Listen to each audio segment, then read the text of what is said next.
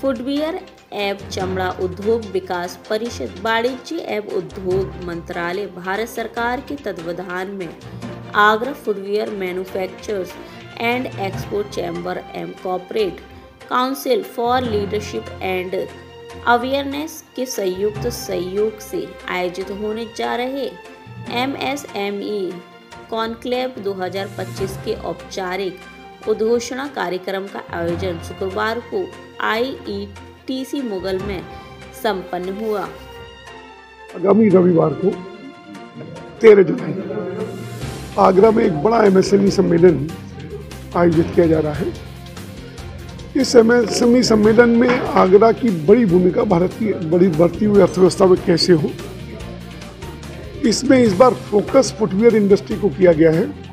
क्योंकि footwear industry में जिस तरह की संभावनाएं देखने में आ रही हैं, जिस तरह से आज के 25 बिलियन के स्टेटस से हमारा टारगेट अगले 5 साल में ये $50 बिलियन का है, और जिस तरह की संभावनाएं जो ग्लोबल ट्रेड के जो जानकार हैं, ग्लोबल ट्रेड इंडेक्स जो बोलता है वो $90 बिलियन आंकता है। तो इस तरह की जब हमारे पास संभावनाएं हैं तो क्यों ना मिलकर के ऐसे मनन किए जाएं,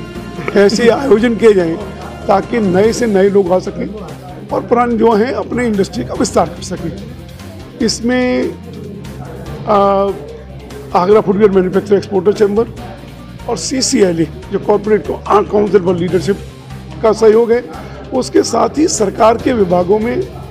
MSME विभाग, national small scale industry, SIDBI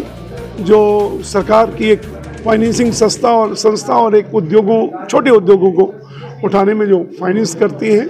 और अलग अलग तरह की जितनी भी सरकारी सुविधाएं हैं वो SIDBI के माध्यम से ही आती हैं। SIDBI भी है, और स्टेट बैंक जैसी बड़ी बैंकें, आपका बैंकिंग सॉल्यूशन भी वहीं पर देने आती है। तो एक पूरा जो कॉन्क्लेव है जिसमें बैंकिंग भी है, सरकार भी है, और सरकार इसके अलावा जो हीडा के चेयर अपने CEO हैं,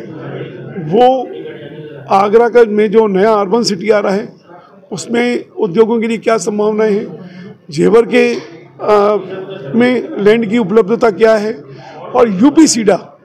जिसने अभी कानपुर में अभी फुटवियर एन्क्लेव बनाया है, उसमें हमारा प्रयास ये भी रहेगा कि ये आगरा का जो लेदर पार्क जो है ये कैसे जल्दी से जल्दी शुरू हो, जो अड़चनें उनकी कैसे दूर हो। इन सबको मिलाकर के ये समागम में सारे सॉल्यूशंस रहेंगे, चाहे बैंकिंग के हो, चाहे सरकारी स्कीम्स के हो, सरकारी स्कीम्स की जानकारी हो, लैंड की उपलब्धता हो, या MSME का सहयोग हो। और हमारा ये आह्वान रहेगा कि इसमें ज़्यादा से ज़्यादा लोग उद्योग में जुड़ें, क्योंकि ये समय है, ये भारत का समय है, और भारत का समय है, ये इस अपॉर्चुनिटी को मिस नहीं करना है। हमने आगे आने वाले समय में हमारी चौथी अर्थव्यवस्था बन चुकी है, तीसरी अर्थव्यवस्था भी अगले 3, 4, 5 महीने में जर्मनी को पीछे छोड़कर के बनने वाली है। जो अगली छलांग है, जो हमारा हमको चाइना को जो क्रॉस करना है, उसके लिए बहुत बड़े प्रयास करने होंगे, और ये सारी लड़ाई जो है